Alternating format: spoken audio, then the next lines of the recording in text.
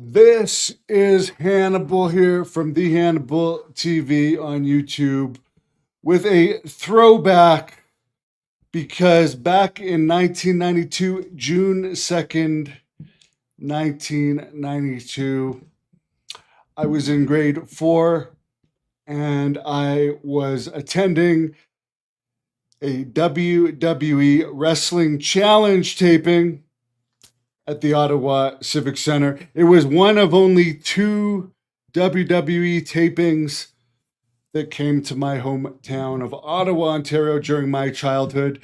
The other one was the previous year, September 9th, 1991, the same arena, Ottawa Civic Center.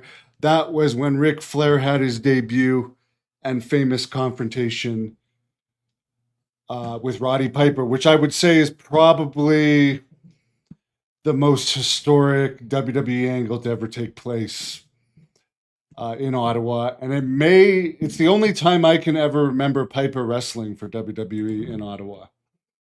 So I was really excited about this event. I was one of the few fans that were liked Shawn Michaels the best during this era. I was a massive Shawn Michaels fan. I was like a heel in school. I would act like Shawn Michaels. This was around the time Sherry had him as a manager.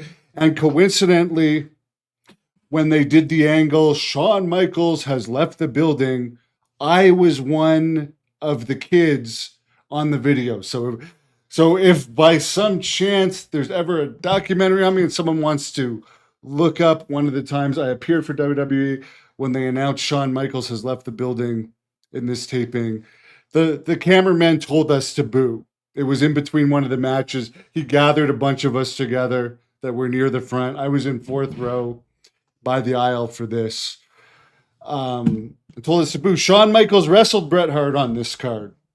Coincidentally enough, in a match that was unadvertised. The big advertisements for this were Ric Flair and the Ultimate Warrior. This was one of the best cards ever to come to Ottawa.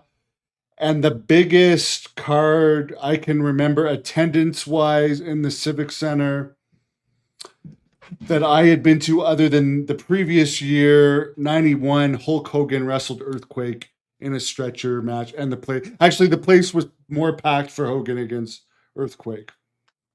So I don't know if they give big Hulk Hogan matches in the times before they bring tapings, because then they followed that up with 2 tapings within the span of a year.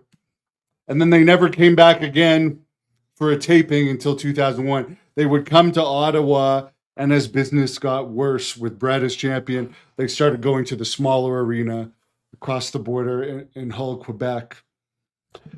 But they didn't do another taping until October of 2001, a Raw taping in the arena where the Senators play now. This is the arena where the Senators used to play. I ended up wrestling in this arena in 2007, the famous match where Abdullah the Butcher hit me with a coffee pot before 4,000 fans. So let's get into this card. The first thing that happened that was historic, there's a lot of matches, so I'll just touch on them. They advertised this, by the way, as a 40-man battle royal. They called it the first ever 40-man battle royal was going to happen. Ric Flair was on the poster, the Ultimate Warrior. Those were the main things. And I think tickets for kids were like $14. So here's the interesting thing. In a dark match, Razor Ramon defeated Jim Brunzell. So Jim Brunzell, I guess, was basically enhancement talent this time. He had a dark match against Razor Ramon. Now, this was before any of the vignettes played, and I was always a big WCW fan.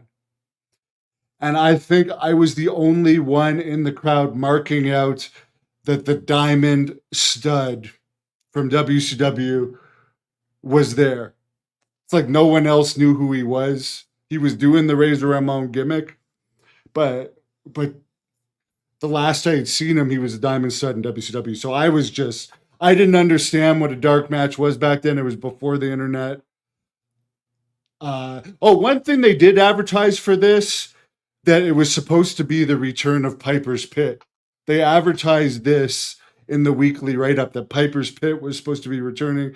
In the end, they only had Mean Gene interview segments, one of which the Warrior had that ooze from Papa Shango come down. But I remember being really disappointed there was no Piper's Pit. Barry Hardy defeated Dwayne Gill. Don't remember that one. 40-man battle royal, which the Berserker won. So that is pretty. I remember the Berserker won that, and he also wrestled the Undertaker, and the Undertaker beat the Berserker. The Ultimate Warrior beat Papa Shango. I was a big Ultimate Warrior fan. I still am.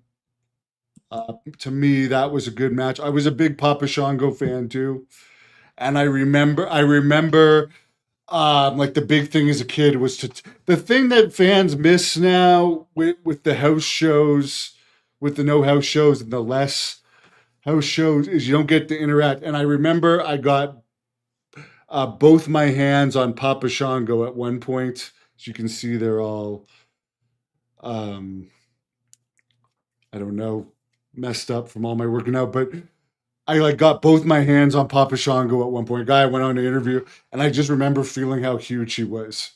As a kid in grade 4, it was part of what made me want to be a wrestler. Like just being like, oh my God, this guy is massive. Tatanka defeated Rick Martel. I never liked Tatanka. Smelliest guy I ever wrestled in the ring with. Intercontinental title match, Bret Hart defeated Shawn Michaels. This was a hell of a card, guys. Looking back on it, hell of a card. Randy Savage defeated Ric Flair by disqualification. Here, and I would like to see this. I would really like to see this match. And I don't know if it ever aired on tape. But the interesting thing that happened during this match, Mr. Perfect kept cheating. There was a lot of heat in this match. Tons of heat. At one point, a fan jumps the barricade and starts punching Mr. Perfect. And I remember there was a big thing in the crowd, and a lot of people. This was the days where people talk. I was just doing a podcast where you never hear people talking about wrestling at the gym anymore. I mean, in these days, everyone talked about it the next day. And I remember all the talk was, that must have been a wrestler. And I'm like, there's no way that was a wrestler. Because it was like a skinny guy in a shirt, brave to attack Mr. Perfect. There was also a fight. The crowd was crazy that night. There was also a fight in the audience that night. It's a rowdy crowd. But yeah, the guy that attacked Mr. Perfect actually got shots in on Mr. Perfect. So if anyone from WWE Vault seeing this, look that up. That would be an interesting match to see due to that interference where the guy literally got blows on Mr. Perfect. And again, I'm the one saying that was no wrestler. I remember everyone was saying, no, there's no way that was a guy from the crowd. Well, we never heard anything more about that. So I'm still marking out for to this day. This was the days where wrestlers wrestled multiple times a night. Rick Martel defeated Jay Sledge. Virgil defeated Joe Milano. The Nasty Boys. Brian Knobbs, famous for loving to say the N-word, and Jerry Saggs defeated Jason Speed and Jay Blade. Jason Speed did an interview on this channel. Boring guy. Sergeant Slaughter defeated Kerry Davis. The Texas Tornado defeated Barry Horowitz. I remember seeing Texas Tornado on a lot of house shows in this era. Kamala defeated J.A. Gooden. The other thing was Kamala was replacing Sid. I remember Kamala had Harvey Whippleman, and everyone was disappointed that Kamala. I mean, everyone loves Kamala, but it was supposed to be Sid. He was advertised as being there. So I remember people being disappointed that it was Kamala rather than The Undertaker. Undertaker defeated Bob Knight, Kamala rather than Sid. Tatanka beat Glenn Ruth. Money Inc. defeated Renee Figueroa and Phil Apollo. Shawn Michaels defeated Jason Speed. The British Bulldog defeated the Brooklyn Brawler. Ric Flair defeated Jason Knight. That one is on TV or on YouTube. Beverly Brothers with Lanny Poffo. One thing I remember about this is I'd seen the Beverly Brothers a bunch of times, but Lanny Poffo was never at the house shows. So Lanny was at this, and they were starting to do their Legion of Sissies gimmick when they were calling LOD Legion of Sissies. Defeated Nick Danger and Tony Ulysses. El Matador, Tito Santana, father of Jenny Santana, defeated Joe Milano. Rick Martel, wrestling again, defeated Scott Colatonio. Crush defeated Glenn Ruth. It's interesting. All these jobber matches, they must have had 1 minute or 1 minute and 30-second time limits because they seem to all be pretty much 1 minute and 30 seconds. Dublin Destroyer lost to Bret Hart in 2 minutes. He got 2 minutes.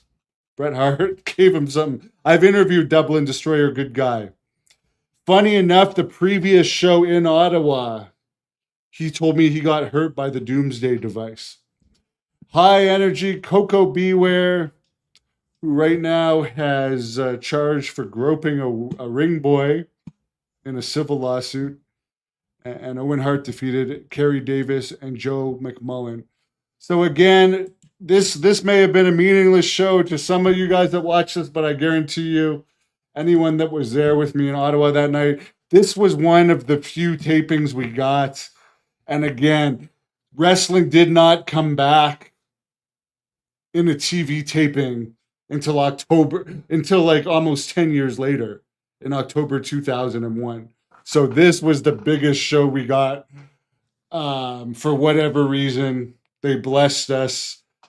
And I'll remember that one forever. One of my favorite events I ever attended. And again, I like the Berserker. It's been an honor to become friends with him later on in life. He's a nice guy. And the Warrior definitely stands out. I remember when he ran around, he gave his fist. And I remember touching his... I think that was the only time I was actually on the floor for the Warrior. Because believe it or not, guys, I know they like to change history, but it was very hard to get a ringside seat when the Warrior was on the card. Please give this video